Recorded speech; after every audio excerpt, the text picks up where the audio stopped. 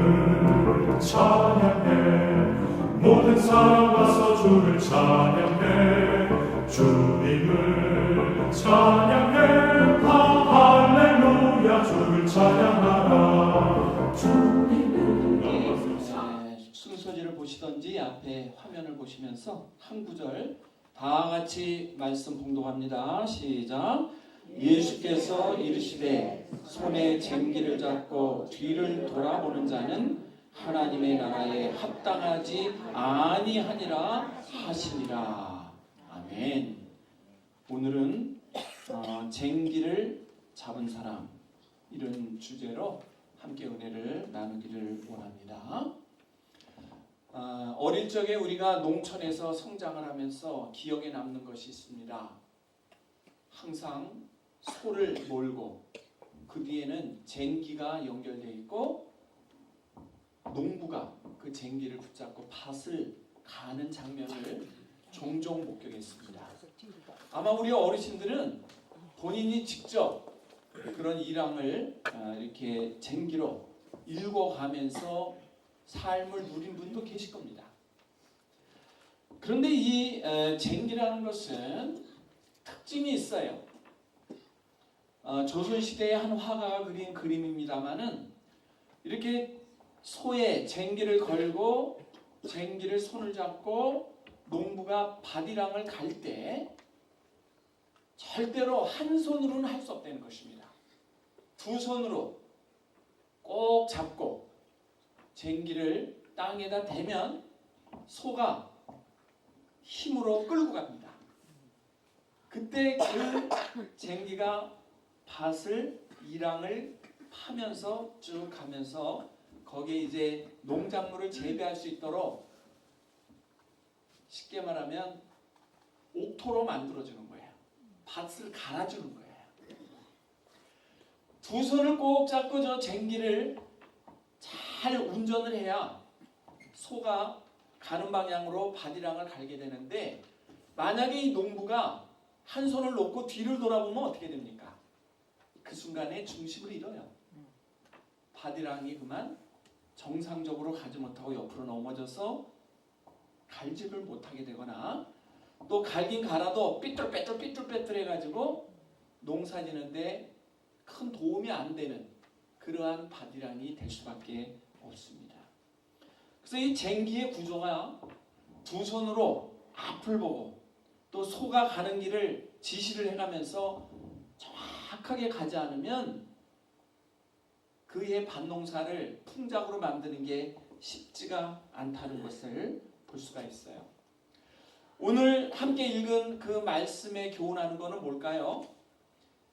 예수께서 이르시되 손에 쟁기를 잡고 뒤를 돌아보는 자는 하나님의 나라에 합당하지 아니하니라 하시니라 그랬거든요. 하나님께 목표를 놓고 하나님을 향해서 내가 지금 쟁기를 잡고 가는, 앞을 향해서 가야 되는 내가 농부의 심정으로 지금 가고 있는데 뒤를 돌아봤다. 이건 하나님 나라에 합당하지 않다라고 얘기합니다. 뒤를 돌아보는 것은 위험하다는 것입니다. 우리가 성경의 신뢰를 한번 볼까요? 소돔과 고모라 이야기를 우리는 잘 압니다만은 롯의 아내는 창세기 19장에 보니까 결국 뒤를 돌아보다가 어떻게 된 겁니까? 속은 기둥이 되고 마는 것을 볼 수가 있습니다. 오늘 본문도 62절에는 이렇게 간단하게 나와 있습니다만은 그 앞부분 누가복음 9장의 전체의 내용을 쭉 읽어오기 시작하면 그 앞에 어떤 내용이 있느냐면은 예수님 앞에 헌신하기로 작정한 자가, 예수님의 부름을 받은 자가 사연이 많아. 주님 좀만 기다려주세요. 저희 아버님이 돌아가셔서 장사 지내고 가겠습니다. 아우 좀만 기다려주세요. 우리 딸내미가 아픈데 조금 돌보다 가겠습니다. 좀만 계세요. 오늘 하루 세끼 먹으려면 힘든데 저 밭에 가서 조금 더 땀 흘리고 일하다가 따라가겠습니다.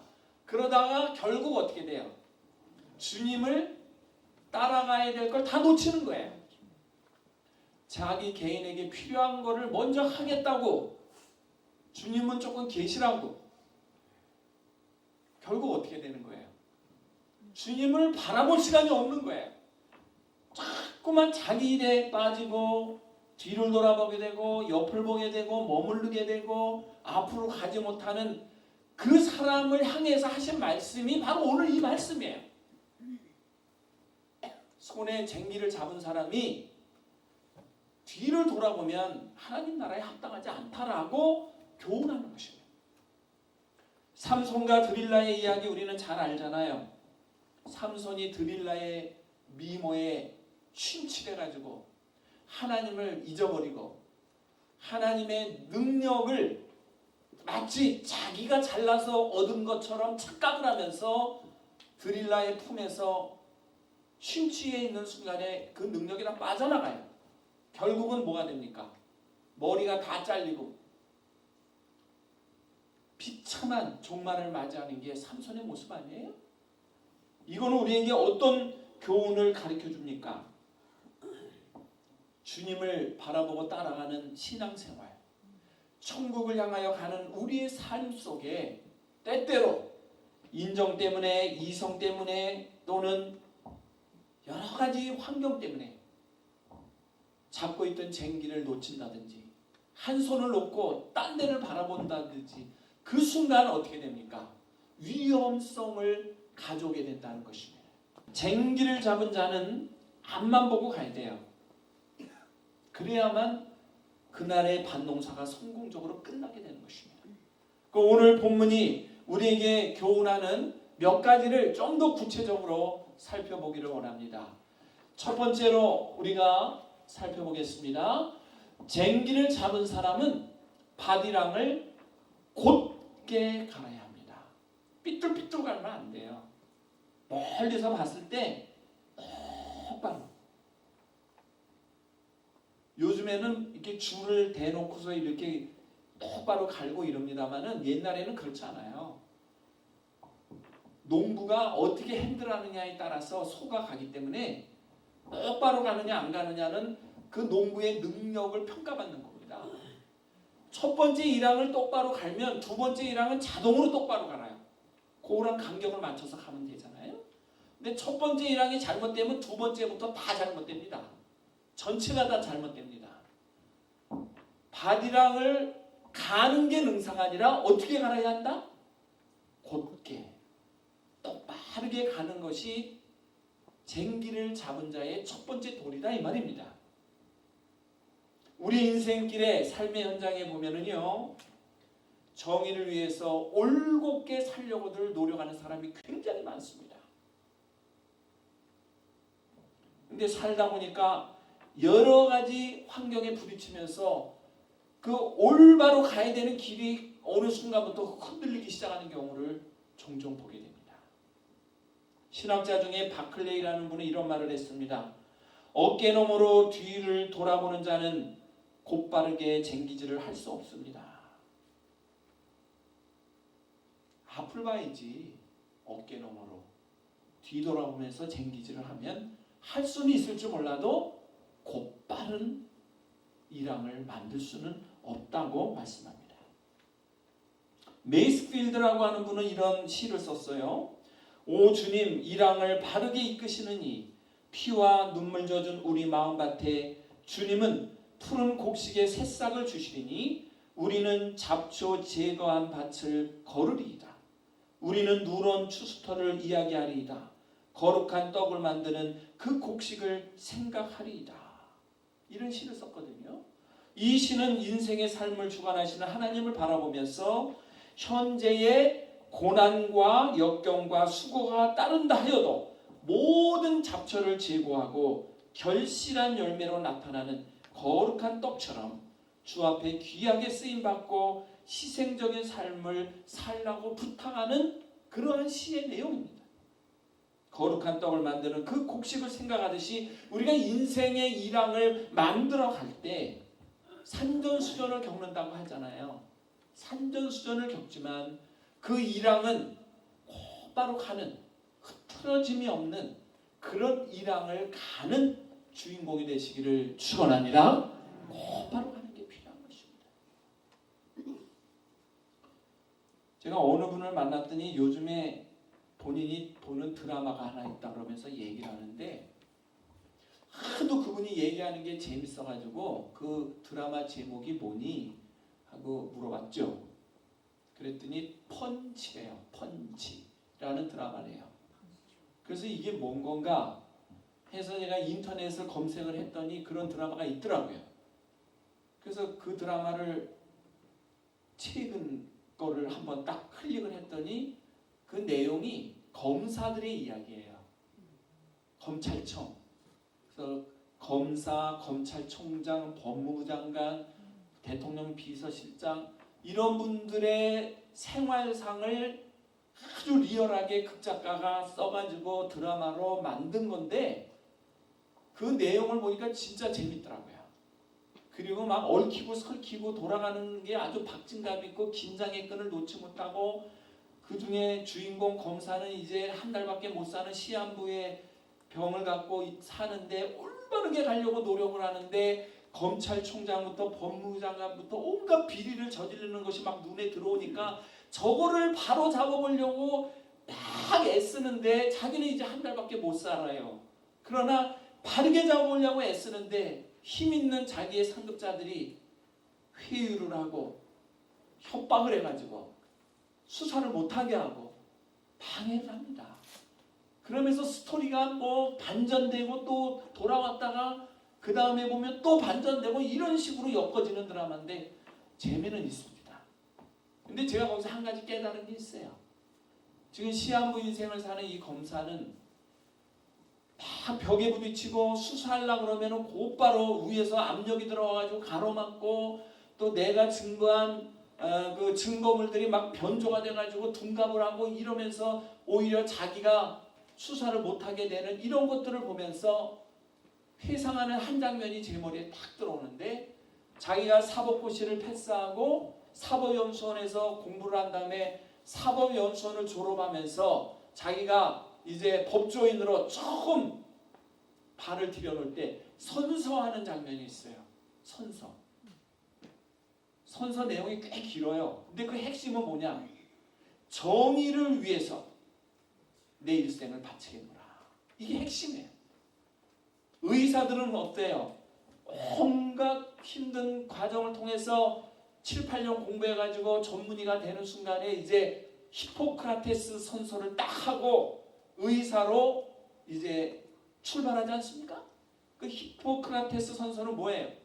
사람의 생명을 천하보다 귀하게 여기는 것을 내가 천직으로 알겠다. 생명보다 딴 것이 귀할 수가 없다는 것을 선언하고 이제 의료인이 돼서 출발하거든요. 근데 이 검사는 그거를 생각하는 거예요. 내가 검사로 선서할 때 어떤 난관과 어려움이 있어도 정의를 위해서 법을 지키는 자로 살아가겠다고 약속을 했는데 현실이 왜 이런가 개탄하는 거예요. 자기만 정의를 부르짖어도 주변에서 정의를 인정하지 않으니까 뭐가 돼요? 아무 힘이 없고 법의 가치를 상실하는 거예요. 그래서 하루하루 어떻게 돼요? 지금 죽어가고 있어. 딸아이가 하나 있는데 또 이혼을 해가지고 혼자 살아요.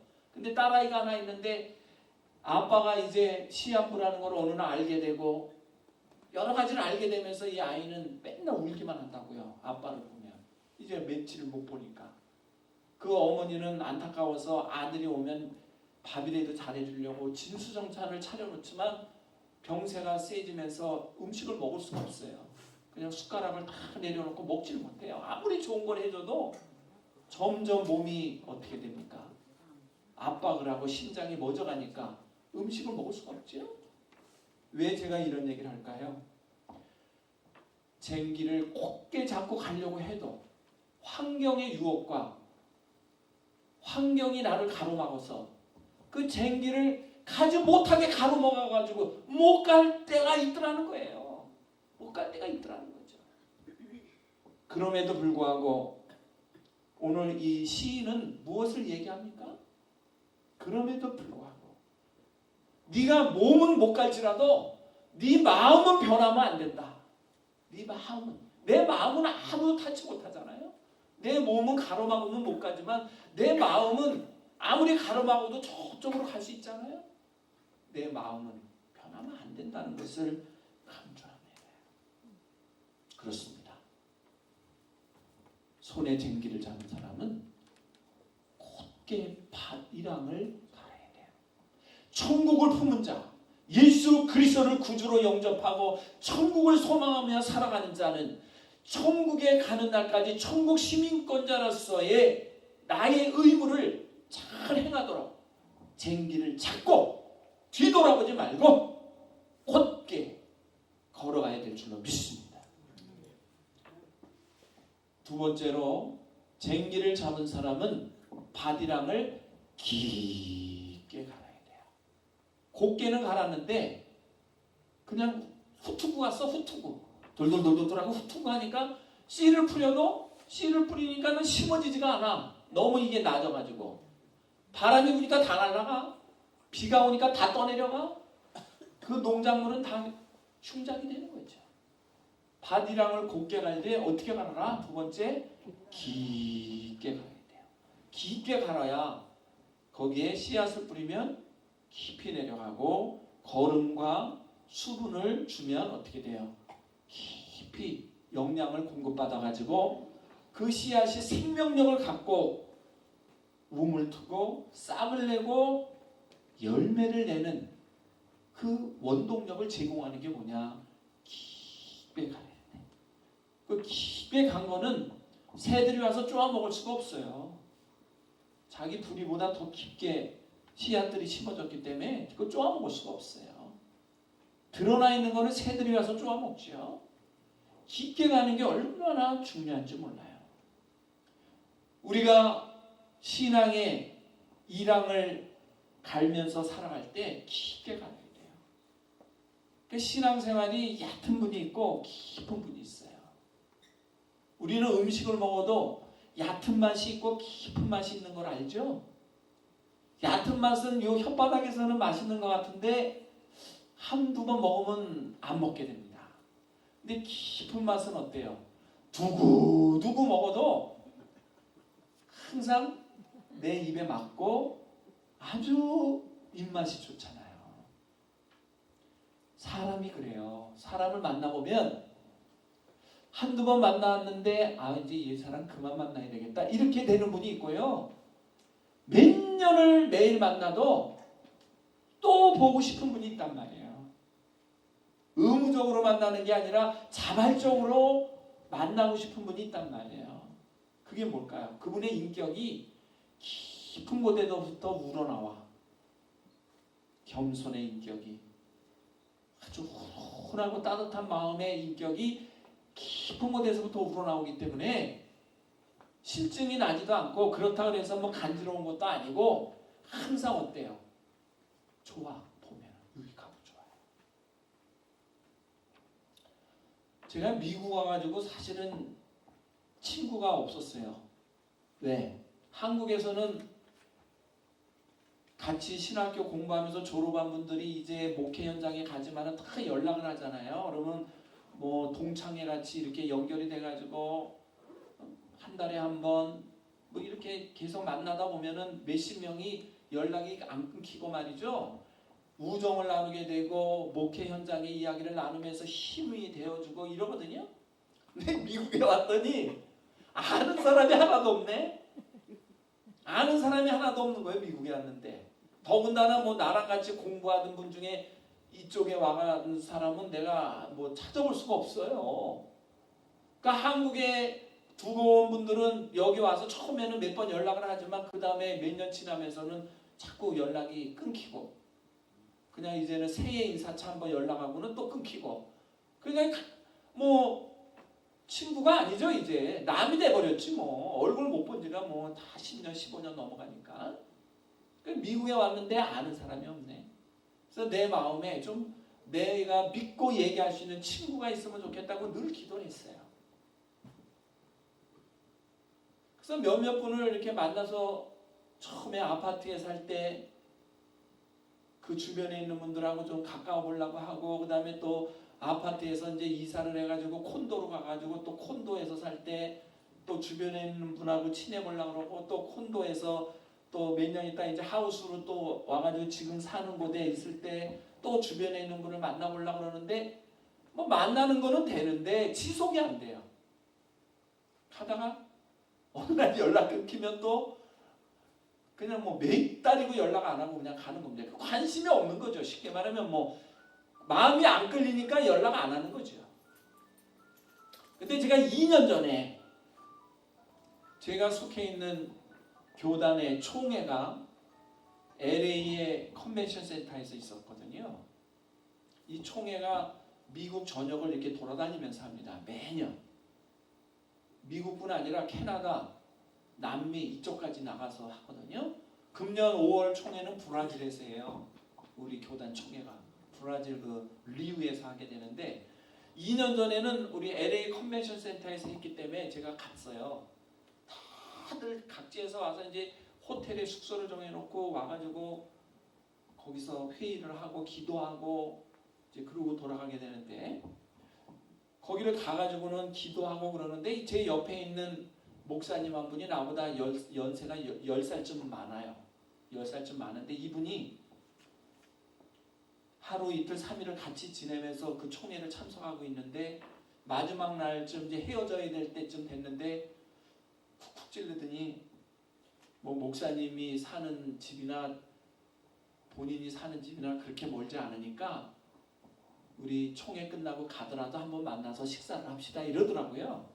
그래서 손이 푸니 그러니까 감사해서 알았습니다. 그리고 이제 헤어져서 왔는데 며칠 있다가 연락이 왔어요.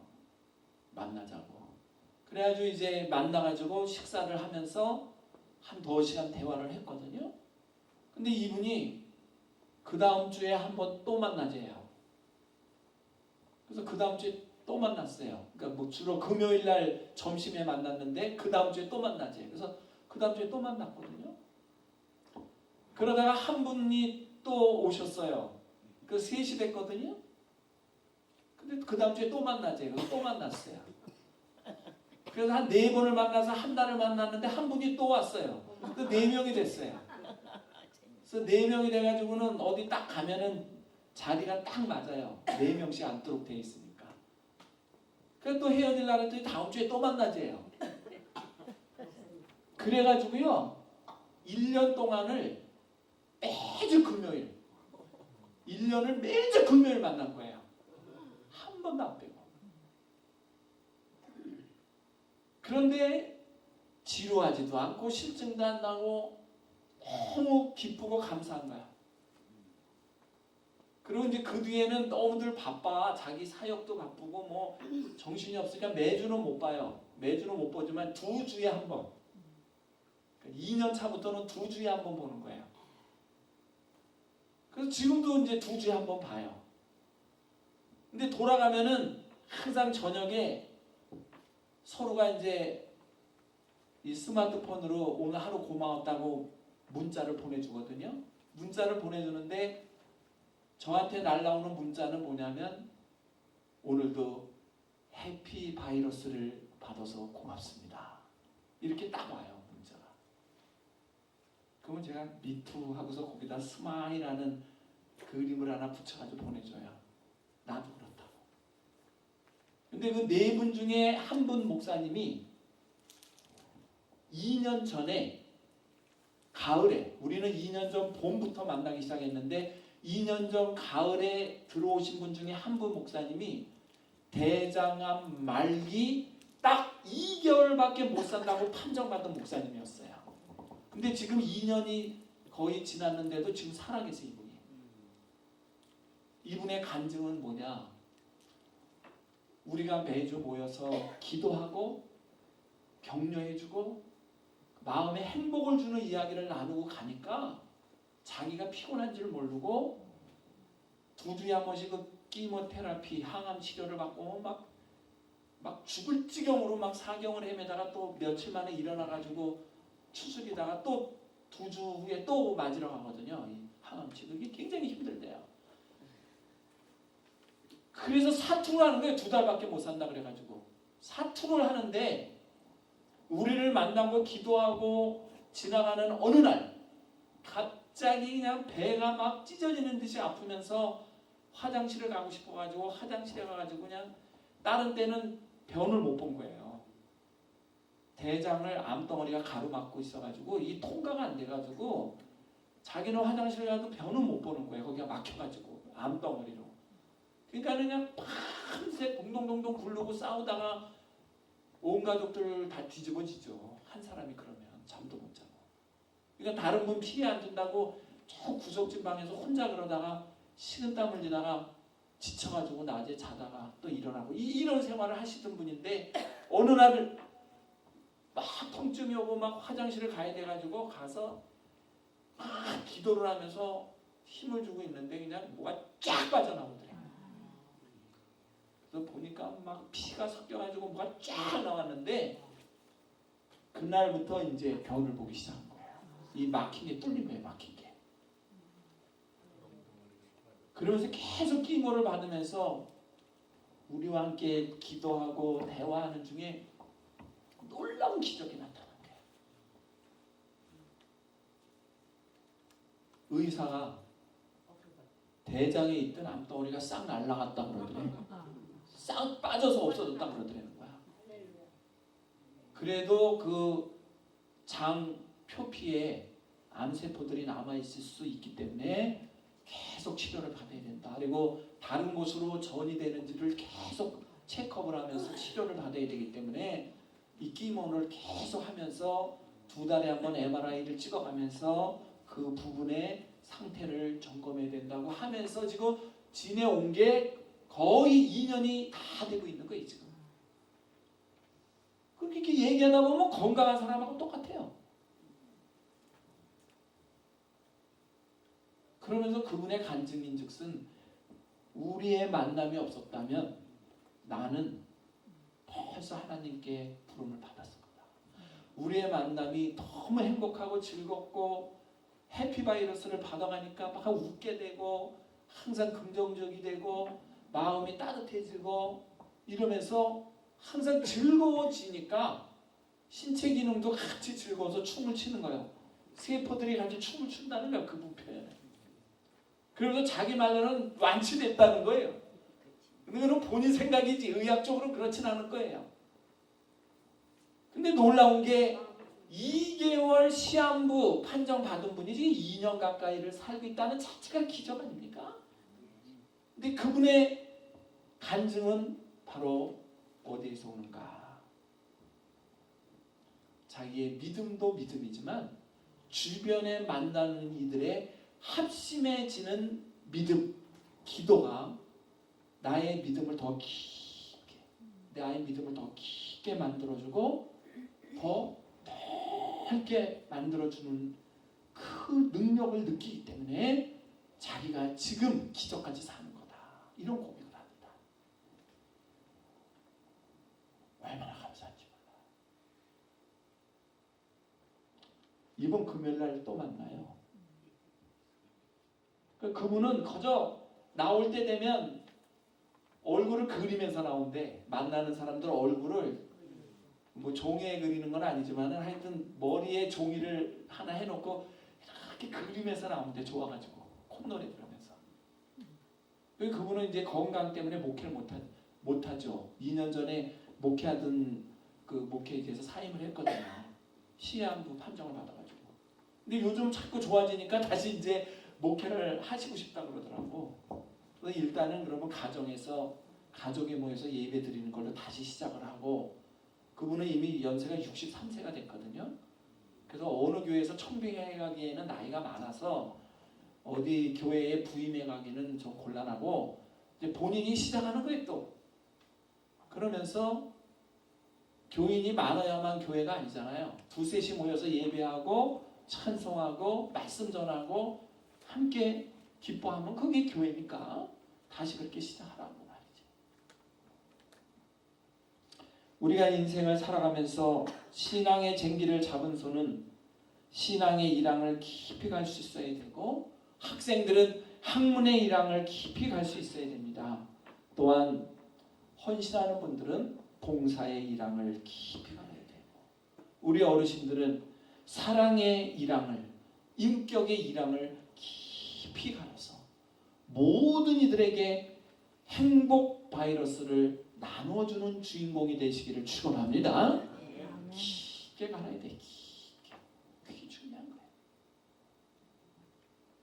세 번째는, 쟁기를 잡은 사람은 밭 일항의 마무리를 잘해야 합니다. 일항을 갈다 보면은요, 놓치는 게 있어요. 이렇게 모서리의 땅들은 잘 갈지 않고 쑥 지나갈 때가 있어요. 근데 다 굵직굵직하게 밭이랑을 갈고 깊게 간 다음에는 마무리를 해야 돼요. 그래서 모진 곳을 갈지 않은 데는 마지막에 가서 마무리를 해서 잘 갈아주고 엎어주고, 그래서 그 마무리를 잘 함으로 말미암아 과정도 아름다웠지만 마무리가 아름다우면은 금상첨화가 되는 거예요. 과정은 좋았는데 마무리가 안 좋으면 어떻게 돼요? 마지막에 그만 주저앉게 돼요. 이 세상에 성공한 사람들 봐요. 이름 석자 날리면서 얼마나 떵떵거려요. 그런데 마지막에 마무리를 못해서 덜커덩. 그래서 말년을 가면 안 되는 데 가서 사는 사람들이 있단 말이에요. 그러니까 마무리가 좋아야 돼요. 씨를 뿌릴 때부터 과정부터 마무리 3단계가 다 좋으면 만점이죠. 그러나 씨를 잘못 뿌렸고 과정에 약간 문제가 있었을지라도 마무리를 잘해주면 열매가 있단 말이에요. 그래서 마무리를 잘할 것을 말씀합니다. 그래서 레티모라고 하는 분은 이런 말을 했어요. 휴경지를 달려갈 수 있는 한, 빛을 잡아둘 수 있는 한, 나의 말은 일항을 갈리니 나의 풍깃은 쟁기질할 땅이로다. 나는 열심히 쟁기만 잡고 가면 그것을 이끌어주는 이는 누구예요? 네, 성령 하나님이, 주님이 이끌어 주신다고 고백합니다. 저는 오늘 말씀을 마무리하면서 우리 어르신들이 인생의 일항들을 여태까지 갈면서 오셨어요. 뒤를 이렇게 돌아보시라고요. 내가 그동안 일항을 갈면서 왔는데 내가 갈고 온 일항을 딱 뒤돌아봤을 때 곱게 갈면서 왔는지 깊게 갈면서 왔는지를 한번 보세요. 어느 분은 일항이 오다가 없어진 분도 있을 거야. 저쪽 삼천포로 빠져가지고 어디로 갔는지 안 보이다가 또 어느 날 갑자기 이렇게 나타나가지고 이렇게 온 분도 있을지 몰라요. 괜찮습니다. 지나간 거에 대해서는 얘기하지 마세요. 지금 현재 내가 옳은 길에서 서 있다면 그걸로 땡큐예요. 그리고 지금 깊게 갈고 가고 있다면 그걸로 땡큐예요. 이제 중요한 거는 뭐예요? 마무리예요. 마무리만 잘 해주시면 결실을 맺고 열매를 거둬들이는 주인공이 되는 것입니다. 한 시인이 황혼 예찬이라는 시를 썼어요. 근데 이 내용이 너무 아름다워요. 인생을 마무리하고 우리의 삶 속에 결실을 맺어야 되는 분들에게 꼭 필요한 말씀. 그래서 제가 이 글을 하나 읽어드리고 마치려고 그래요. 황혼은 아름답습니다. 온통 붉게 물들이며 지는 모습이 차라리 위대합니다. 저 건너편 어둠이 있다 해도 오늘이 내 삶의 전부인 양 환하게 웃으며 사는 모습이 보기에 좋았습니다.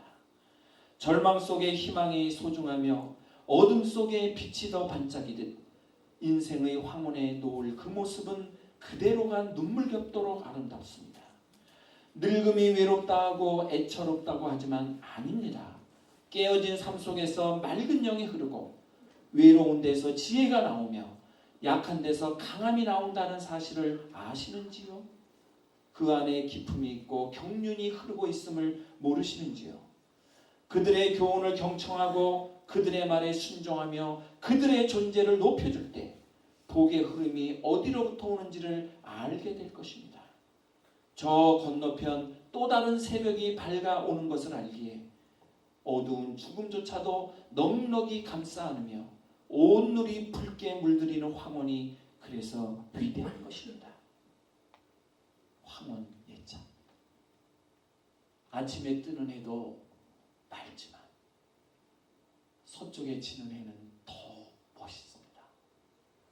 아침에 뜨는 해를 보고 시인들이 시를 쓰고 화가가 그림을 그리지만 서쪽으로 지는 노을을 보고 더 많은 시인이 노래하며 더 많은 화가가 그림을 남깁니다.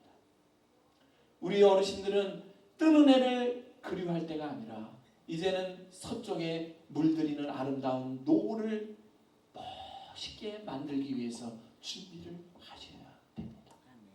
우리의 삶을 돌아보시고 뒤에 매일 것이 아니라 뒤에 살아온 길을 돌아보고 깨닫고 이제는 앞으로 나아가는 길을 올곧게 깊게 잘 마무리하면서 주님을 영화롭게 하고 인생의 마지막 일항을 신앙으로 아름답게 마무리하면서 보내시는 우리 실버 아카데미에 속한 모든 어르신들이 되시기를 이 시간 주님의 이름으로 간절히 축원합니다. 축원합니다. 기도하겠습니다.